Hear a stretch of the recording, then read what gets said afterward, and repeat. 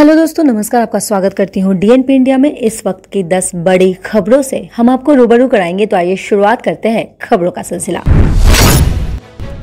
Smart city mission के तहत संचालित स्मार्ट सिटी को विस्तारित करने में उत्तर प्रदेश ने पहला स्थान प्राप्त किया है। दूसरे स्थान पर मध्य प्रदेश और तीसरे स्थान पर तमिलनाडु रहा है। देश के सभी स्मार्ट शहरों में पहला स्थान संयुक्त रूप से मध्य प्रदेश के इंदौर और गुजरात के सूरत शहर को हासिल हुआ है। केंद्र शासित प्रदेशों में चंडीगढ़ अव्वल घोषित किया गया है।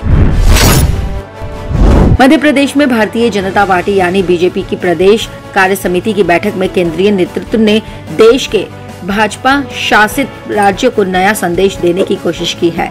कार्य समिति ने शुभारंभ सत्र को संबोधित करते हुए बीजेपी के राष्ट्रीय अध्यक्ष जेपी नड्डा ने मध्य प्रदेश में कल्याणकारी योजनाओं के लिए शिवराज सरकार की प्रशंसा की है। उनमें किसान कल्याण, गरीब की मदद और कोरोना काल में बेहतर कार्य जैसे मुद्दे शामिल हैं। केंद्र सरकार के 3 कृषि कानूनों के विरोध में दिल्ली की सीमाओं पर धरना दे रहे किसान संगठन आज देश भर में राजभवनों का घेराव करेंगे और राज्यपालों और राष्ट्रपति को ज्ञापन सौंपेंगे। देश में कोरोना के डेल्टा प्लस वेरिएंट का खतरा बढ़ने लगा है। इसको लेकर केंद्र सरकार अलर्ट हो गई है। केंद्रीय स्वास्थ्य सचिव राजेश भूषण ने शुक्रवार को तमिलनाडु, गुजरात, आंध्र प्रदेश, राजस्थान, कर्नाटक, पंजाब, जम्मू कश्मीर और हरियाणा के मुख्य सचिवों को पत्र लिखकर डेल्टा प्लस वेरिएंट के प्रसार को रोकने के उपायों को बढ़ाने का निर्देश दिया है।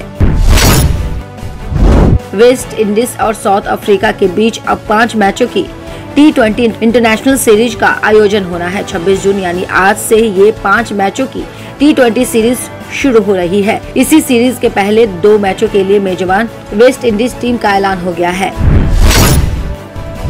एक तरफ जहां देश के अधिकांश हिस्सों में मानसूनी बरसात हो रही है, वहीं दिल्ली, हरियाणा और पंजाब समेत उत्तर भारत के अधिकतर राज्य मानसून का इंतजार कर रहे हैं। इधर राजधानी दिल्ली में लगातार मौसम बदल रहा है। 2 दिनों से दिल्ली के कई इलाकों में आंधी तूफान के साथ हल्की बूंदाबांदी दर्ज हुई है। देश में शनिवार को पेट्रोल और डीजल दोनों ही उत्पादों की कमियों में बढ़ोतरी हुई है। देश में पेट्रोल और डीजल की कीमत में करीब 35 से 35 पैसे का उछाल आया है। क्रूड ऑयल की कीमतों में इजाफा होने के चलते पेट्रोल डीजल के अभाव में ये तेजी आई है। क्रूड ऑयल WTI का भाव बढ़कर $74 प्रति बैरल पर पहुंच गया है। वहीं ब्रेंट ऑयल की कीमत बढ़कर $76.12 प्रति बैरल पहुंच गई है। ब्रिटेन के विध्वंसक युद्धपोत में काला सागर में दाखिल होने के बाद रूस ने सख्त रुख अपना लिया है। रूस ने कठोर चेतावनी देते हुए कहा है कि अगर ब्रिटिश नौसेना से आगे कोई उकसाने वाली कार्रवाई की तो इसके गंभीर परिणाम भुगतने होंगे। अफगानिस्तान के राष्ट्रपति अशरफ गनी ने कहा है कि उन्होंने अमेरिकी राष्ट्रपति जो बाइडेन को चेताया है कि अमेरिकी सैनिकों को वापसी फैसले से दोनों पक्षों पर प्रभाव पड़ सकता है।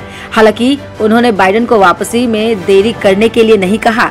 गनी ने वॉशिंगटन में टिप्पणी के दौरान कहा है कि राष्ट्रपति बाइडेन का निर्णय एक परिवर्तनकारी निर्णय है, जिसका अफगानिस्तान के लोगों और क्षेत्र के अमेरिका के लोगों पर व्यापक प्रभाव पड़ सकता है। अमेज़न और गूगल के जरिए बेचे जाने वाले सामान के फेक रिव्यू के मामले में दोनों दिग्गज अमेरिकी कंपनियों की ब्रिटेन में जांच शुरू हो गई है। इसकी जानकारी ब्रिटेन के कॉम्पिटिशन एंड मार्केट अथॉरिटी ने दी है। नियामक ने कहा है कि ऑनलाइन सेक्टर की दोनों दिग्गज कंपनियां अपने प्लेटफॉर्म पर सामान और सेवाओं के बारे में फेक रिव्यू को रोकने के लिए पर्याप्त कदम नहीं उठा रही है। खबरों की और जानकारी के लिए देखते रहिए डीएनपी इंडिया। तब तक के लिए नमस्कार।